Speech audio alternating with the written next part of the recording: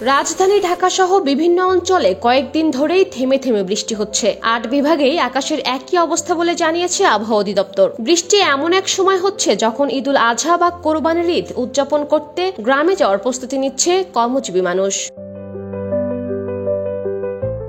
ঈদের ছুটি শুরু হলেই ঢাকা সহ দেশের বিভিন্ন অঞ্চলের কর্মকর্তারা নিজ নিজ জেলায় ফিরতে শুরু করেন। বাড়ি ফেরা ছাড়াও অনেকে কেনাকাটা করছেন পরিবার পরিজনের জন্য, আর কোরবানির পশু কেনার জন্য হাটে ঢুঁ মারা তো ঈদের প্রধান অনুষঙ্গ।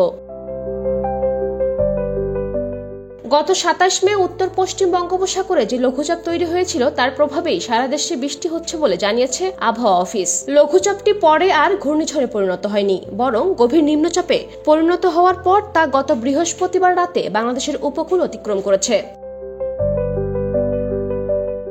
সম্প্রতি আবহাওয়াবিদ আবুল কালাম মল্লিক জানিয়েছেন, বাংলাদেশে আগামী কয়েকদিনে ঘূর্ণিঝড় বা লঘুচাপ সৃষ্টির কোনো আভাস নেই। তবে এখন যেহেতু দেশব্যাপী মৌসুমী বায়ু বইছে, তাই আগামী কয়েকদিন দেশের বিভিন্ন অঞ্চলে থেমে থেমে হালকা থেকে মাঝারি বৃষ্টি হওয়ার সম্ভাবনা রয়েছে বলেও জানান তিনি।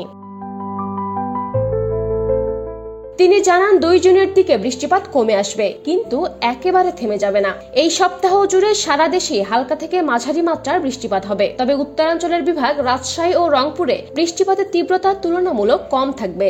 ঈদের দিন সারা দেশেই বৃষ্টিপাতের সম্ভাবনা রয়েছে উল্লেখ করে আবহাওয়াবিদ আবুল কালাম মল্লিক জানান, তবে ৩ দিন আগে আরো স্পেসিফিক করে বলা সম্ভব।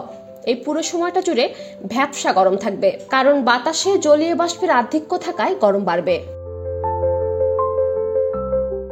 তিনি আরো জানান, আগামী ২ তারিখের পর গরম কিছুটা বাড়বে এবং আগামী ৭ জুনের পর ৩২ থেকে ৩৬ ডিগ্রি সেলসিয়াসের মাঝে ওঠানামা করবে। এর আগে শনিবার সকালে আবহাওয়ার পূর্বাভাসেও বলা হয়েছে এই সপ্তাহের শেষের দিকে সারা দেশেই তাপমাত্রা বাড়তে পারে।